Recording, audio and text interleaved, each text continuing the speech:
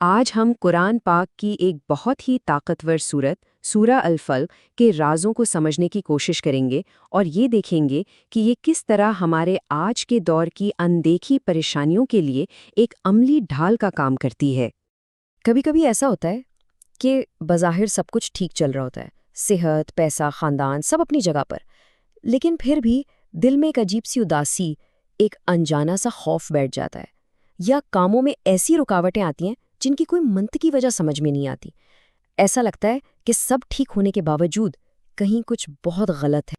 اور سچ پوچھیں تو یہی ہمارے آج کے دور کا سب سے بڑا تضاد، سب سے بڑا پیراڈاکس۔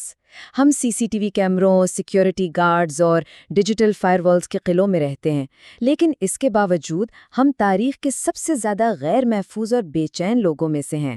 ایسا کیوں ہے؟ شاید اس لیے کہ ہمارا مقابلہ صرف نظر آنے والے دشمنوں سے نہیں ہے۔ تو پھر اس مسئلے کا حل کیا ہے؟ آئیے اس الہامی حفاظتی نظام کی طرف چلتے ہیں جسے سورہ الفلق کہا جاتا ہے۔ یہ صرف ایک دعا نہیں ہے، بلکہ سمجھیں کہ یہ ایک خفیہ کوڈ ہے، ایک ڈیوائن پاس ورڈ جو ایک زبردست سیکیورٹی سسٹم کو ایکٹیویٹ کر دیتا ہے۔ قرآن کی یہ چھوٹی سی سورت دراصل ایک بہت طاقتور ٹول ہے۔ جب اسے سمجھ کے پڑھا جاتا ہے نا، تو یہ منفی توانائیوں اور چھپے ہوئے خطروں کے خلاف ایک ایسی ڈھال بن جاتی ہے جو ان قوتوں سے بھی بچاتی ہے جو دیواروں کے پار سے وار کر سکتی ہیں۔ تو آئیے اس کی گہرائی میں اترتے ہیں۔ سورت کا آغاز ہی ایک ایسے دھماکہ خیز لفظ سے ہوتا ہے جو مایوسی کے گہرے سے گہرے اندھیرے میں امید کی سب سے بڑی دلیل ہے۔ اکثر لوگ الفلق کا مطلب صرف صبح سمجھتے ہیں، لیکن اس کا اصل مطلب، اس کی جڑ میں جو طاقت ہے وہ بہت گہری ہے۔ اس کا مطلب ہے پھاڑ کر نکلنا۔ یہ محض طلوع آفتاب نہیں، بلکہ جمود اور تاریکی کو چیر کر کھولنے کا ایک زبردست عمل ہے۔ اس کی پہلی مثال دیکھیں، رات کی تاریکی۔ اللہ وہ طاقت ہے جو اس گہری، خوفناک سیاہی کا سینہ چیرتی ہے اور اس میں سے امید کی پہلی کرن کو نکال لاتی ہے۔ یہ مایوسی پر امید کی فتح ہے۔ اور یہ تصور صرف آسمان تک ہی نہیں ہے، زمین پر دیکھیں، وہی طاقت ایک سخت، بظاہر بے جان بیج کا سینہ پھاڑتی ہے اور اس میں سے زندگی کی ہری بھری کومپل کو باہر لے آتی ہے۔ اور یہ بات بالکل صاف ہو جاتی ہے کہ صبح کا رب وہی ہے جو کسی بھی بند گلی، کسی بھی ڈیڈ اینڈ سچویشن کو چیر کر اس میں سے عافیت کا سویرا نکالنے پر قادر ہے۔ اچھا، اس زبردست تمہید کے بعد اللہ تعالیٰ ہمیں ان خاص دشمنوں کی فہرست دیتا ہے جن سے ہمیں ہوشیار رہنا ہے۔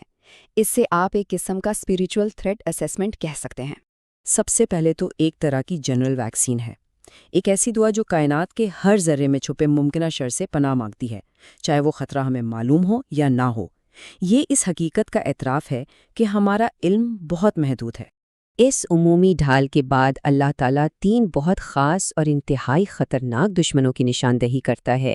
یہ وہ قوتیں ہیں جو اکثر انسان کو تباہی کے دہانے پر لے جاتی ہیں۔ تو خاص طور پر رات کا ذکر کیوں؟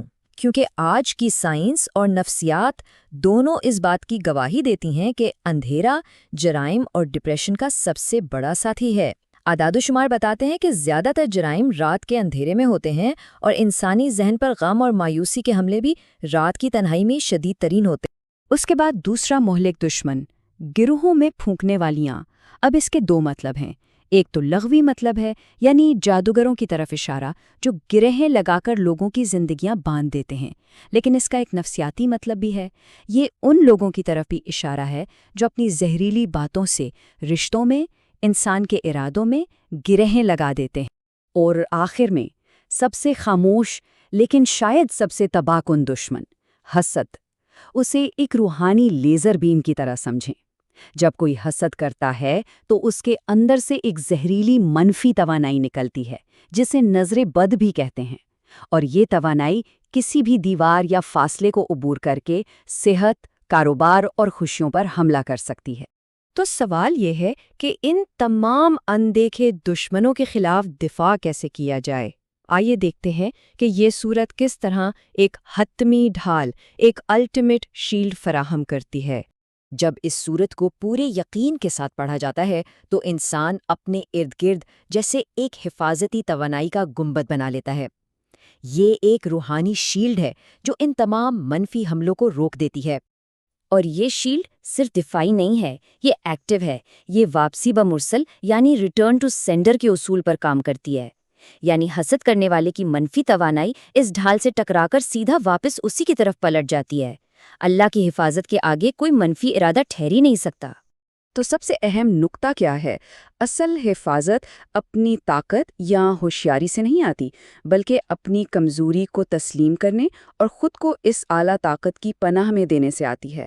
ٹیکنالوجی ہو، پیسہ ہو یا طاقت، کوئی بھی چیز ان اندیکھی بلاؤں سے نہیں بچا سکتی۔